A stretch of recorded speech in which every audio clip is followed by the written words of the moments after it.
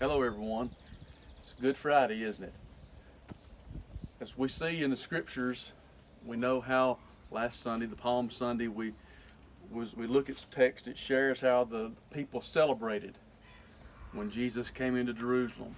They laid down things in front of him as he worked his way into Jerusalem on a donkey, and they were praising the Lord for it.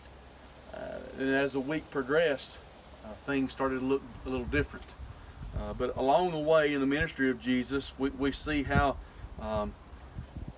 he healed the blind, he healed the deaf, he cleared up people's sicknesses and diseases, and people had put a lot of faith in him.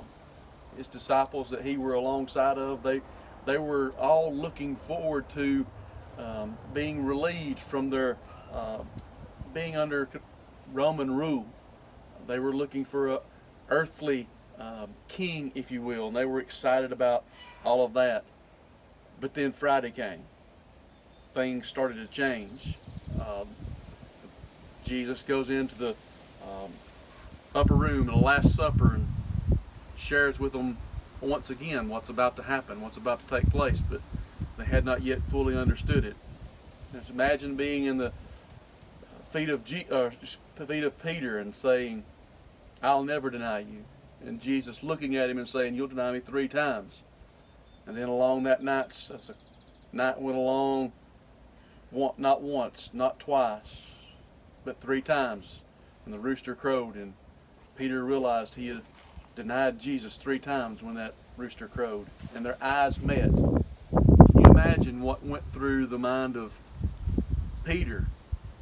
Can you imagine what went through the mind of Jesus as he's there taking all of that for us, for you, for me, knowing the reason why he's there, all because of his love for you. Then as the day continued along, he goes to the cross. I'm going to read to you some scriptures as we see in John chapter 19, verses 28 through 30. They read like this. After this, when Jesus knew that everything was now finished, that the scripture might be fulfilled, he said, "I'm thirsty." A jar full of sour wine was sitting there, so they fixed a sponge of sour wine on a hyssop branch and held it to his mouth. When Jesus had received the sour wine, he said, "It is finished." Then bowing his head, he gave up his spirit. Jesus came with one task in mind, to seek and to save the lost.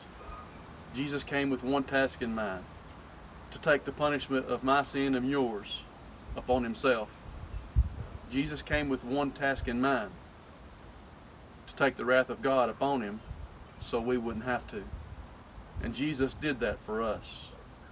Good Friday, we celebrate because we know Sunday's coming. So today, as we look at what took place and how Jesus gave his life, do not forget that the story did not end there. Do not forget that 3 days later he arose in victory over death, hell, and the grave. Do not forget why he did it. Because he loves you. Let me pray for you. Father, be with us, your people, during this trying and difficult time, difficult season of our own lives with the coronavirus being around us. I pray, Father, you'd put a hedge of protection. And I pray, Father, that as we go through it, we would recognize your presence, that we would recognize the victory that we have through what you did for us.